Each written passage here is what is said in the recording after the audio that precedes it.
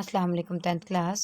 Chapter number 15, Inheritance, Mechanism of Evolution by Natural Selection. Almost every population contains several variation for the characteristic of its member. कि हर population के members के अंदर characteristic different होंगी, किस वजह से different होंगी? Due to variations. In other words, there are morphological and physiological variation in all the population. यहाँ पर ये लाइन बहुत ज़्यादा इंपॉर्टेंट है. First we will study what is morphology and next what is physiology. Morphology is the study of forms and structures of living organisms, and physiology study of function of different parts of living organism. ये इन दोनों के दरम्यान में difference है. तो जब हम इनको मॉर्फोलॉजिकली या फिजियोलॉजिकली स्टडी करते हैं वेरिएशन को पॉपुलेशन के अंदर, तो हम इसको क्या कहते हैं कि ये हमारे पास डिफरेंट होती हैं एक दूसरे के लिहाज से. अब यहाँ पे मार्क करें डेफिनेशन नेचुरल सिलेक्शन की, यहाँ से लेके यहाँ तक. Natural selection is a process. Natural selection is a process by which better genetic variation becomes more common in successive generation of a population. कि नेचुरल सिलेक्शन हमारे पास एक ऐसा प्रोसेस होता है जिसके अंदर अच्छे जीन्स को, वैरायटी वाले अच्छे जीन्स को सिलेक्ट किया जाता है और वो नेक्स्ट जनरेशन में मूव कर जाते हैं. और यहाँ पे वर्ड है सक्सेसिव. सक्सेसिव का मतलब होता है कंजेक्टिव. कंजेक्टिव का मतलब होता है एक के बाद एक आने वाला. Going to the blow box. different population face different environments and they have to adopt to different conditions. कि हर population को अपने habitat के लिहाज से different environmental effects को bear करना पड़ता है और इनके अंदर different type की तब्दीलियाँ आती हैं. अब हमारे पास है जी central concept of natural selection. कि बेसिकली नेचुरल सिलेक्शन कहता क्या है, ये हमारे पास किस बेस पे जनरेट हुआ है कॉन्सेप्ट नेचुरल सिलेक्शन का. Central concept of natural selection is the evolutionary fitness of an organism. कि ये डील करता है एवोल्यूशनरी फिटनेस को, कि वो एवोल्यूशन के लिहाज से कितना फिट है. अब एवोल्यूशनरी फिटनेस क्या होती है, हम इसकी डेफिनेशन करते हैं. Evolutionary fitness mean an organism ability to survive and reproduce. कि एक कैपेसिटी है किसी भी ऑर्गेनिज्म की कि वो कैसे इन्वायरमेंट के अंदर रहता है और कैसे अपनी नेक्स्ट जनरेशन को प्रोड्यूस करता है. Organisms produce more offspring than can survive and these offspring vary in fitness. कि एक ऑर्गेनिज्म है वो काफ़ी ज़्यादा ऑफस्प्रिंग को प्रोड्यूस कर सकता है और वो सर्वाइव भी कर सकते हैं और ये डिपेंड करता है वो कितने फिट हैं. These condition produce struggle for survival among the organism of a population. इनसे क्या होता है कि ये सर्वाइवल को ये सारी चीज़ें हमारे पास आती हैं किसी भी ऑर्गेनिज्म के सर्वाइवल के लिए, उसकी बका के लिए. सर्वाइवल का मतलब होता है बका. The organism with favourable variation. अब यहाँ पे हमारे पास दो कैटेगरी आती हैं. एक वो ऑर्गेनिज्म जिनके पास फेवरेबल वेरिएशन होती हैं और एक ऑर्गेनिज्म वो जो जिनके पास अनफेवरेबल कैरेक्टरिस्टिक होती है. ज़रूरी नहीं कि हर दफ़ा वेरिएशन के रिजल्ट्स हमारे पास फेवरेबल ही हों. ये अनफेवरेबल भी हो सकते हैं, अच्छी वेरिएशन भी आ सकते हैं, बुरी वेरिएशंस भी आ सकती हैं. तो यहाँ से हम स्टडी करेंगे the variation with favourable variation. The variation which are favorable. The organism with favorable variations are able to reproduce and pass these variation to the next generation. ठीक है, अब इसकी नेक्स्ट डेफिनेशन हम इसको चेक कर लेते हैं. नेक्स्ट हमारे पास क्या डेफिनेशन आ रही है. On the other hand the rate of transmission of unfavourable to next generation is लो.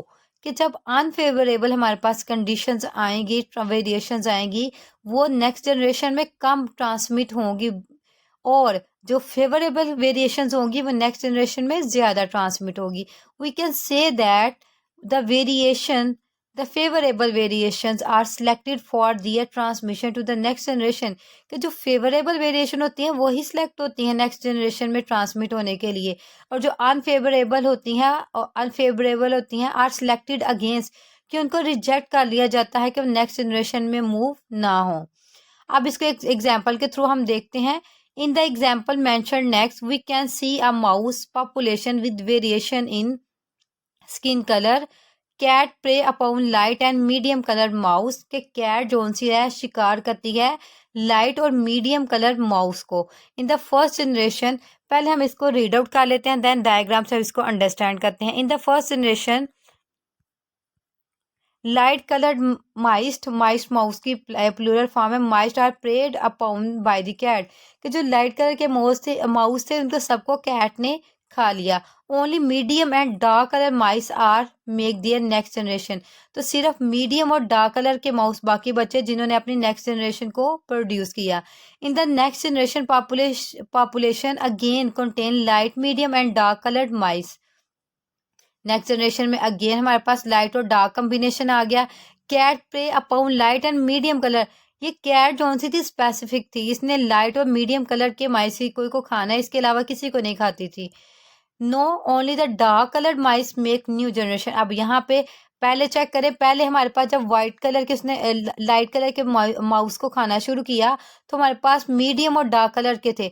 अब इसने मीडियम वालों को भी खाना स्टार्ट कर दिया तो पीछे सिर्फ और सिर्फ क्या रह गए, डार्क कलर के। तो ये फेवरेबल वेरिएशन थी और यही माउस में नेक्स्ट क्या हुई, ट्रांसफर हुई as a result of natural selection. तो अब हम इसको चेक करते हैं कि यहाँ पे हुआ क्या, रिजल्ट चेक करते हैं। हेडिंग यहाँ पे आप मार्क करेंगे रिजल्ट्स की। Results as a result of natural selection the alleles that gives more fitness characteristic, मतलब favourable variation than the other alleles become more common within the population, कि वो एलीज जिन्होंने ज्यादा फिटनेस की characteristic दी वो ज्यादा common हो गई पॉपुलेशन के अंदर। So the individual with favourable variation become major part of population while the individual with harmful and unfavourable variation become rare, कम होते गए। कि वो इंडिविजुअल जिनके पास फेवरेबल वेरिएशन थी उनकी स्ट्रेंथ ज़्यादा होती गई, तादाद ज़्यादा होती गई, और वो इंडिविजुअल जिनके पास हार्मफुल या वेरिएशन या अनफेवरेबल वेरिएशन थी उनकी तादाद कम होती गई और वो कम होते गए। इसको हम अब चेक करते हैं with the help of a diagram, कि डायग्राम में चेक करते हैं कि हुआ क्या। सबसे पहले आप चेक करें, हमारे पास हम माउस से जो कि हमारे पास पहले किस कलर थे, लाइट और मीडियम कलर के थे। ये फर्स्ट स्टेप में आप चेक करें, लाइट और मीडियम कलर के हमारे पास माइस थे। कैट इन्हीं माइस को खाती थी। अब फर्स्ट जनरेशन में क्या हुआ कि जब यहाँ पे म्यूटेशन हुई, म्यूटेशन का क्या मतलब होता है, जेनेटिक मेकअप में चेंज आना, तो हमारे पास एक डार्क कलर आया, एक लाइट ब्राउन आया और एक वाइट कलर का आया। या इसको हम इस तरीके से कह सकते हैं, एक हमारे पास डार्क आया, एक मीडियम कलर आया और एक लाइट कलर आया। अब नेक्स्ट कैट को तो चाहिए लाइट कलर माउस, तो कैट ने ये सारे के सारे खत्म कर दिए खा के, तो पीछे हमारे पास सिर्फ और सिर्फ बच गए मीडियम और डार्क कलर के। फिर अगली जनरेशन के अंदर अनफेवरेबल जो ट्रेड थे वो सिलेक्ट हो गए और वो एंड हो गए। नेक्स्ट जनरेशन के अंदर फिर क्या हुआ, डार्क से मजीद डार्क प्रोड्यूस हुए और ये जो हमारे पास मीडियम था, मीडियम से दोबारा लाइट और मीडियम लाइट कलर के और मीडियम माउस पैदा हो गए। अब कैट के क्योंकि ये प्रे थे तो कैट ने क्या किया, नेक्स्ट जनरेशन के अंदर फिर अनफेवरेबल कंडीशन के अंदर वेरिएशंस आ गई, तो कैट ने इन दोनों को इनगलाफ कर लिया, खा लिया, ठीक है, इनको हड़प कर गई। अब नेक्स्ट हमारे पास सिर्फ और सिर्फ वो जनरेशन बची जिसके पास सिर्फ सिर्फ डार्क ब्राउन कलर था। तो हम कह सकते हैं कि डार्क ब्राउन कलर वो फेवरेबल वेरिएशन थी जिसने अपने आप को फिटेस्ट साबित किया कि वो इन्वायरमेंट के अंदर ज़्यादा रह सकती है, और नेक्स्ट यही जनरेशन मूव होती गई। और बाकी जो लाइट कलर की हमारे पास थी, जो हमारे पास लाइट कलर के माउस थे, जैसे ये दिस ये हमारे पास इस टर्मिनोलॉजी से, इस पॉपुलेशन से ही ख़त्म हो गए, और एट द एंड सिर्फ और सिर्फ हमारे पास रह गए दीज टाइप ऑफ माउस। देखने में ये स्क्विरल लग रहे हैं लेकिन ये स्क्विरल नहीं है, मतलब गुलहरी की तरह लग रहे हैं, गुलहरी नहीं है, ये माइस है और ये माइस की एक वैरायटी है।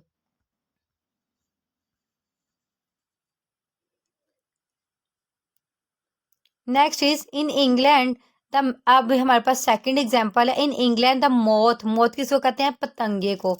Moth had two variation, dark and white colored moth.